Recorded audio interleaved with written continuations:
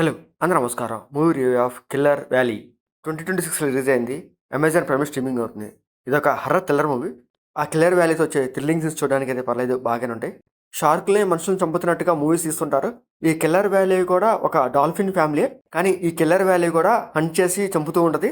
దాంతో పాటు ఈ 'కిల్లర్ వ్యాలీ' ఇంకొక పేరు ఉంటది. అదే ఓర్కా.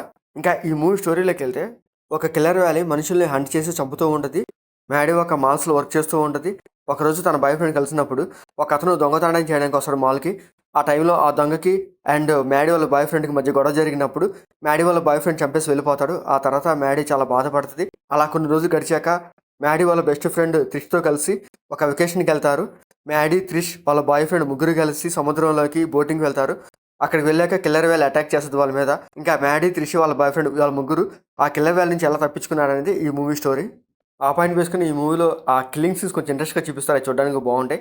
మనం 'షార్క్‌తో' ఇలాంటి కిల్లింగ్ సినిమాలు చాలానే చూసాం కాబట్టి, ఈ మూవీ కూడా కొంచెం అలాగే ఉంటది. ఆ కిల్లర్ వ్యాలీ మనుషులు అటాక్ చేయడం, వాళ్ళు తప్పించుకోవడము, దాన్ని తిరిగి ఎలా అటాక్ చేస్తారనే సీన్స్ చూడడానికి ఒక్కొక్కలాగా కనిపిస్తాయి. అంత ఇంట్రెస్టింగ్‌గా ఉండవు. మ్యాడీ, త్రిష్ వాళ్ళిద్దరు చాలా బెస్ట్ ఫ్రెండ్స్. వాళ్ళ మధ్య ఒక ఎమోషనల్ సీన్ పెడతారు. ఆ ఎమోషనల్ సీన్ చూడడానికి బాగుంటది.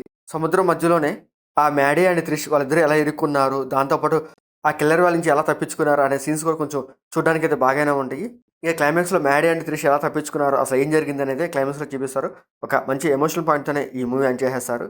ఇంకా ఈ మూవీలో మ్యాడీ అండ్ ట్రిష్ వాళ్ళ క్యారెక్టర్స్ బాగుంటాయి. వాళ్ళ క్యారెక్టర్స్ తగ్గట్టు వాళ్ళ యాక్టింగ్ పర్ఫార్మెన్స్ బాగుంటాయి. ఇంకా ఈ మూవీ టెక్నిక్ కాస్త పర్లేదు బాగుంటది. ఆ కిల్లర్ వ్యాలీతో వచ్చే కొన్ని సీన్స్ చాలా బాగా పిక్చర్ చేస్తారు. అవి చూడడానికి బాగుంటాయి. ఇంకా ఈ మూవీలో బెడ్ సీన్స్ కానీ, అడల్ట్ సీన్స్ కానీ అట్లాంటివి లేవు. మూవీ ఓవరాల్‌గా అయితే పర్లేదు. ఏదో ఒకసారి చూడొచ్చు. ఆ కిల్లర్ వ్యాలీతో వచ్చే కిల్లింగ్ సీన్స్ చూడడానికి అయితే పర్లేదు బాగానే ఉంటాయి. అమెజాన్ ప్రైమ్ స్ట్రీమింగ్ అవుతుంది. నచ్చితే చూడండి. మీకు మా వీడియోస్ అయితే లైక్ చేయండి, షేర్ చేయండి, సబ్స్క్రైబ్ చేసుకోండి. Thank you for watching.